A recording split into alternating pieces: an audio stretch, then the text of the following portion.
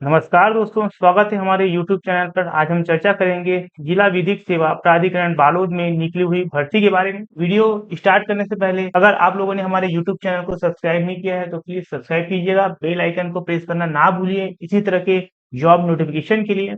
तो चलिए वीडियो शुरुआत करते हैं। यह जो वैकेंसी निकली हुई है बालोद कोर्ट के लिए निकली हुई है, जिसके आवेदन करने की अंतिम तिथि है 20 सितंबर 2023 शाम 5 बजे तक आप लोग जो है आवेदन कर सकते हैं। यह आवेदन आप लोगों को स्पीड पोस्ट या फिर रजिस्टर्ड डाक के माध्यम से करना होगा। यह जो वैकेंसी है वह संविदा पोस्ट के लिए निकली हुई है। चलिए इसके बारे में हम लोग जान लेते हैं कौन कौन से पदों के लिए वैकेंसी निकली हुई है। तो पहले देखते हैं ऑफिस असिस्टेंट या क्लर्क के लिए एक पोस्ट निकली हुई है जो अनारक्षित वर्ग के लिए है। इसकी सैलरी होगी 15,000 रुपए।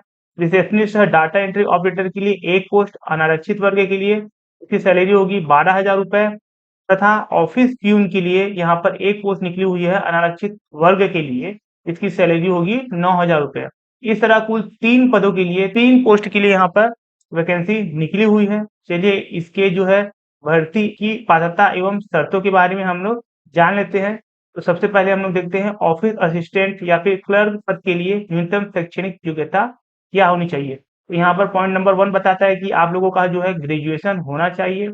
दूसरा बोलता है कि आपको जो है बेसिक वर्ड प्रोसेसिंग स्किल आप लोगों के पास आनी चाहिए, साथ ही ability to operate computer skill to feed data. कहने का मतलब जो है कंप्यूटर का जनरल नॉलेज आप लोगों के पास होना चाहिए तथा इसमें जो है डेटा कैसे फीड करते हैं इसके बारे में भी आप लोगों को पता होना चाहिए। पॉइंट नंबर 3 देखते हैं। यहाँ पर बताया गया है कि आप लोगों को टाइपिंग में अच्छी स्पीड आनी चाहिए और आप जो है पिटीशन किस तरह से करते हैं इसके बारे में भी आप लोगों के बारे में बेसिक नॉलेज होना चाहिए। पॉइंट नंबर 4 देखते हैं। तो फाइल मेंटेनेंस एंड जो है प्रोसेसिंग जो है नॉलेज आप लोगों के पास होना चाहिए। पॉइंट नंबर 2 देखते हैं। रिसेप्शनिस्ट डाटा एंट्री ऑपरेटर पद के लिए न्यूनतम शैक्षणिक योग्यता क्या होनी चाहिए, इसके बारे में हम लोग जान लेते हैं। तो यहाँ पर पॉइंट नंबर 1 बताता है कि ग्रेजुएशन होना चाहिए, साथ ही जो है verbal and written communication skill भी होनी चाहिए, साथ ही आप लोगों को वर्ड एवं डाटा प्रोसेसिंग एबिलिटी भी आनी चाहिए तथा साथ ही आप लोगों को टेलीफोन, फैक्स मशीन या स्विच बोर्ड का जो है बेसिक नॉलेज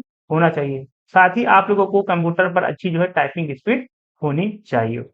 पॉइंट नंबर 3 देखते हैं। ऑफिस प्यून या फिर चपरासी पद के लिए न्यूनतम शैक्षणिक योग्यता जो है 5वीं पास मांगा गया है। यहाँ पर हम लोग आयु सीमा के बारे में जान लेते हैं। तो यहाँ पर 1 सितंबर 2023 को 18 वर्ष से कम तथा 30 वर्ष से अधिक नहीं होना चाहिए। अगर आप लोग छत्तीसगढ़ के स्थानीय या फिर मूल निवासी है तो उच्चतर आयु सीमा जो है 40 वर्ष की होगी और विभिन्न परिस्थितियों में या फिर कुछ विशेष परिस्थितियों में जो है अधिकतम आयु सीमा जो है 45 वर्ष की रखी गई है। अगर आप लोग छत्तीसगढ़ राज्य के बाहर के अभ्यर्थी है, किसी अन्य स्टेट के स्टूडेंट है तो आप लोगों की अधिकतम आयु सीमा जो है 30 वर्ष होगी। इसके लिए आप लोगों को 10वीं का प्रमाण पत्र प्रस्तुत करना होगा। आगे बढ़ते हम लोग यहाँ पर कुछ अन्य शर्तों के बारे में हम लोग जान लेते हैं।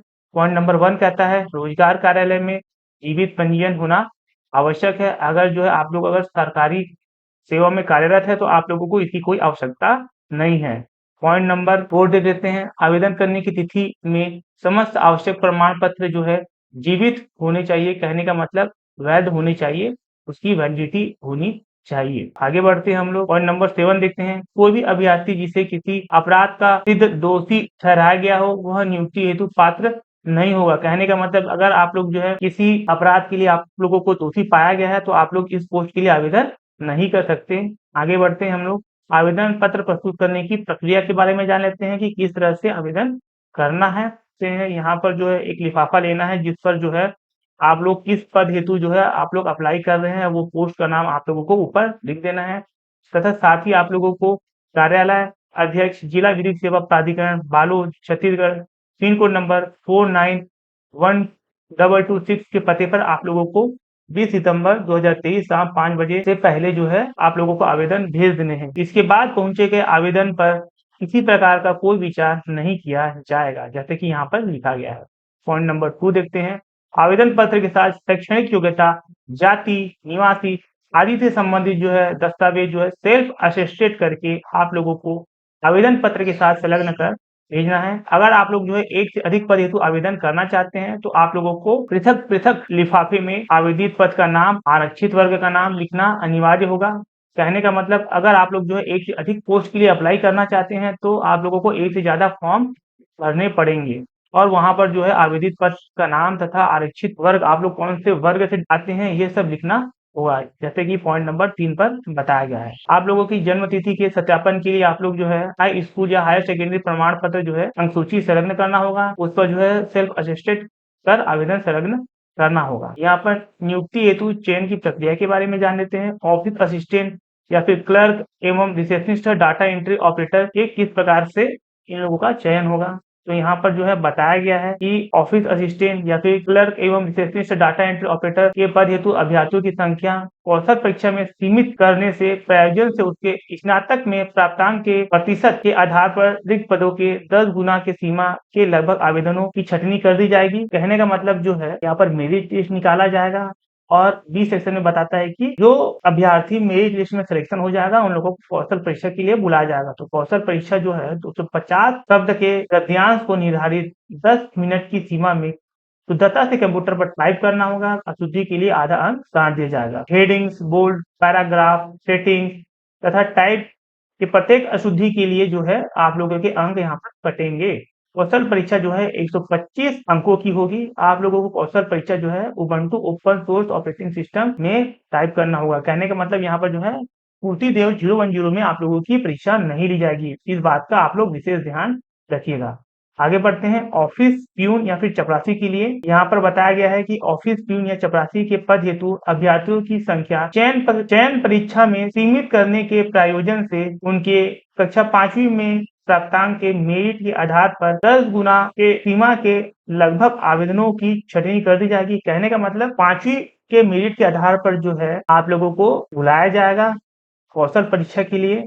तो यहाँ पर जो है कौशल परीक्षा किस प्रकार से लेंगे यह नहीं बताया गया है। उन लोग जो है किसी भी प्रकार से आप लोगों की कौशल परीक्षा जो है प्यून पोस्ट के लिए ले सकते हैं। आगे बढ़ते हैं हम लोग चयन सूची एवं प्रतीक्षा सूची के बारे में हम लोग जान लेते हैं। सबसे पहले ऑफिस असिस्टेंट या फिर क्लर्क एवं रिसेप्शनिस्ट डाटा एंट्री ऑपरेटर के पद पर चयन हेतु कौशल परीक्षा में प्राप्त अंकों के आधार पर ही मेरिट सूची जारी की जाएगी तथा उसके बाद जो है वेटिंग लिस्ट जारी किया जाएगा। उसी तरह ऑफिस प्यून या फिर चपरासी पद के लिए भी यह प्रोसीजर जो है सेम रहने वाला है। आगे बढ़ते हैं हम लोग कुछ महत्वपूर्ण निर्देश के बारे में जान लेते हैं। पॉइंट नंबर 3 देखते हैं। अगर आप लोगों का सिलेक्शन हो जाता है जिसमें ऑफिस असिस्टेंट या फिर clerk, receptionist, data entry operator या फिर ऑफिस या प्यून या चपरासी के लिए, तो आप लोगों को जिला चिकित्सालय से चिकित्सा बोर्ड का जो है प्रमाण पत्र प्रस्तुत करना होगा। यहाँ पर पॉइंट नंबर 9 में बताया गया है कि आप लोगों को इसकी न्यायालय की वेबसाइट districtecode.gov.in/बालोद में प्रवेश पत्र डाउनलोड कर परीक्षा हेतु उपस्थित आप लोग हो सकेंगे। इसके लिए किसी अन्य प्रकार से आप लोगों के पास एक्नॉलेजमेंट नहीं भेजा जाएगा। समय समय पर आप लोगों को ये जो वेबसाइट है देखते रहना है। कुछ इस तरह का फॉर्म दिया गया है। ऑफिस असिस्टेंट या फिर clerk, receptionist, data entry operator, peon एवं चपरासी के पद पर नियुक्ति हेतु आवेदन पत्र का प्रारूप आप लोगों को यहाँ पर फोटो लगा देने हैं। साथ ही क्रॉस सिग्नेचर आप लोगों को करना है। फॉर्म बहुत ही सिंपल है। मुझे नहीं लगता कि आप लोगों को आवेदन करने में किसी प्रकार की कोई समस्या होगी। अगर किसी प्रकार की कोई समस्या होती है तो आप लोग यूट्यूब पे कमेंट कर सकते हैं। जैसे कि आप लोग देख पा रहे हैं यहाँ पर जो है प्रवेश पत्र भी दिया गया है। यह उसके लिए है जब आपका सिलेक्शन हो जाएगा तो आप लोगों को इसे निकाल लेना है प्रिंट आउट। उस समय अभ्यर्थियों का रोल नंबर जो है जब आपका सिलेक्शन हो जाएगा तो उस समय आप लोगों को दिख जाएगा आप लोगों का रोल नंबर क्या है। ये उस समय के लिए है, ये अभी के लिए नहीं है। उसके बारे में जो है दिशा निर्देश यहाँ पर भी बताए गए हैं। तो दोस्तों आज के लिए इतना ही। आशा करता हूँ यह वीडियो आप लोगों को समझ आया होगा। इसकी जो है पीडीएफ आप हमारे यूट्यूब के डिस्क्रिप्शन बॉक्स पर जाकर भी डाउनलोड कर सकते हैं। यह वीडियो अगर अच्छी लगे तो प्लीज लाइक शेयर सब्सक्राइब जरूर कीजिएगा और इसी तरह वीडियो के लिए आप हमारे यूट्यूब चैनल से भी जुड़ सकते हैं। इस वीडियो को लास्ट तक देखने के लिए आप लोगों का बहुत बहुत शुक्रिया। धन्यवाद।